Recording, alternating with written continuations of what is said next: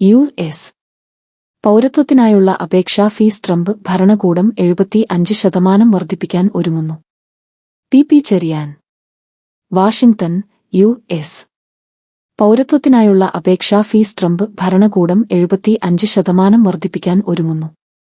ആഭ്യന്തര സുരക്ഷാ വകുപ്പ് സമർപ്പിച്ച പുതിയ നിർദ്ദേശപ്രകാരം നിലവിലെ പേപ്പർ അപേക്ഷാ ഫീസ് $760 നിന്ന് $1330 $570 വർധനവ് ഉയരും. അപ്പീൽ ബോർഡിനു മുന്നിൽ പുനഃപരിശോധന ആവശ്യപ്പെടുന്നതിനുള്ള ഫീസ് $830 നിന്ന് $1475 വർദ്ധിപ്പിക്കും.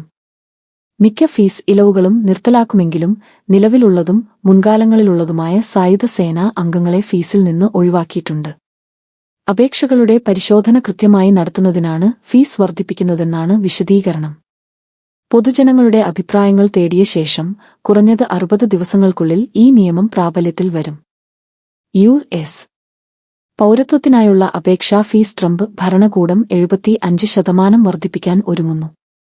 ആഭ്യന്തര സുരക്ഷാ വകുപ്പ് സമർപ്പിച്ച പുതിയ നിർദ്ദേശപ്രകാരം നിലവിലെ പേപ്പർ അപേക്ഷാ ഫീസ് $760 നിന്ന് $1330 $570 വർധനവ് ഉയരും.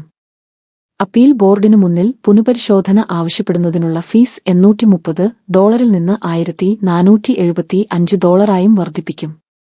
മിക്ക ഫീസ് ഇളവുകളും നിർത്തലാക്കുമെങ്കിലും നിലവിലുള്ളതും മുൻകാലങ്ങളിലുള്ളതുമായ സായുധ സേനാ അംഗങ്ങളെ ഫീസിൽ നിന്ന് ഒഴിവാക്കിയിട്ടുണ്ട്. അപേക്ഷകളുടെ പരിശോധന കൃത്യമായി നടത്തുന്നതിനാണ് ഫീസ് വർദ്ധിപ്പിക്കുന്നതെന്നാണ് വിശദീകരണം. പൊതുജനങ്ങളുടെ അഭിപ്രായങ്ങൾ തേടിയ ശേഷം കുറഞ്ഞത് 60 ദിവസങ്ങൾക്കുള്ളിൽ ഈ നിയമം പ്രാബല്യത്തിൽ വരും.